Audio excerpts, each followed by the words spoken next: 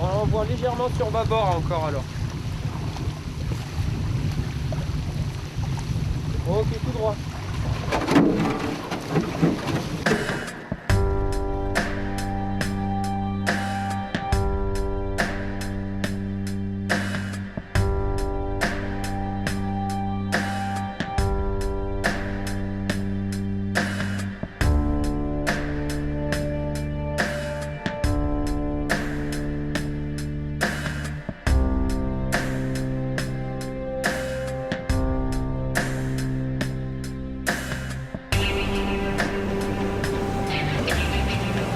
Alors qu'est-ce que ça dit?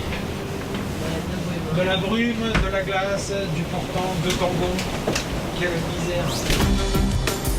Je m'appelle Olivier Pitras. Je suis un navigateur fasciné par le monde polaire que je connais bien pour avoir franchi l'océan glacial arctique à la voile il y a quelques années.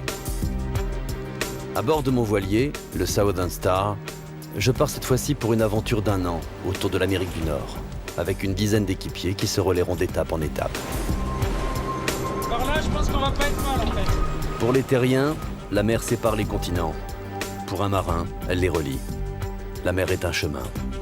On est vachement content parce qu'on va partir pour voir un petit peu ce que les gens ont dans leur cœur et comment les gens vivent le changement climatique. La planète, c'est comme un bateau. On est tous le même équipage et il est grand temps qu'on s'en occupe tous ensemble autour d'une même table. Mais en même temps, le changement climatique, c'est également, je pense, l'occasion de se poser et de réfléchir sur l'environnement. Donc c'est tout ça, c'est faire un espèce d'état des lieux au cœur de l'année polaire internationale. Parce que la réalité qu'on a du changement climatique en Europe n'est pas la même sûrement au Groenland ou dans le Grand Nord canadien ou en Alaska ou chez les Indiens Kunia au San Blas.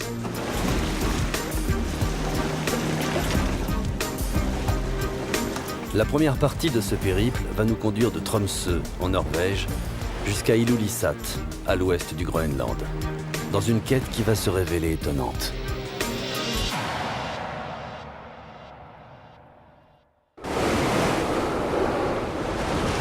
Fidèle à elle-même, la mer de Norvège déploie une houle courte et abrupte qui coupe les estomacs. Southern Star glisse à 8 nœuds sur le 70e parallèle et fait route vers l'Islande. Déjà monté à 10 là. Pour un tel périple, je sais que je pourrais compter sur mon second, Laurent, et mon fils, Gabi.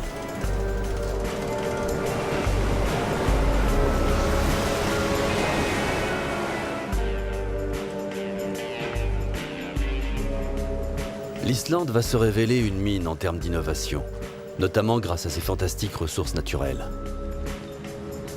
En commençant par l'université de Reykjavik, j'espère bien trouver là-bas certaines réponses. À peu près 11% de l'Islande est recouvert de glaciers. Ça représente une très grande quantité de glace.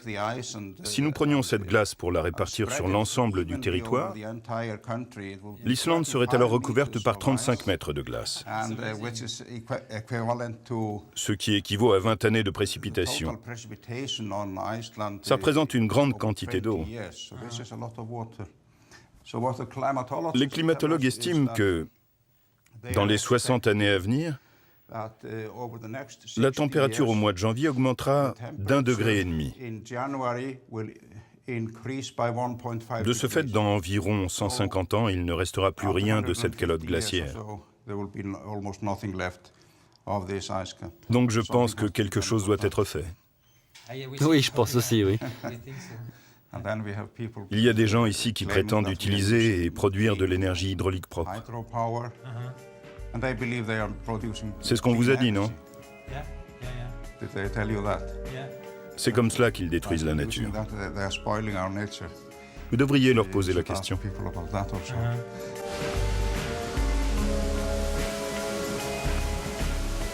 Qu'a-t-il voulu dire à propos de l'utilisation de l'eau ?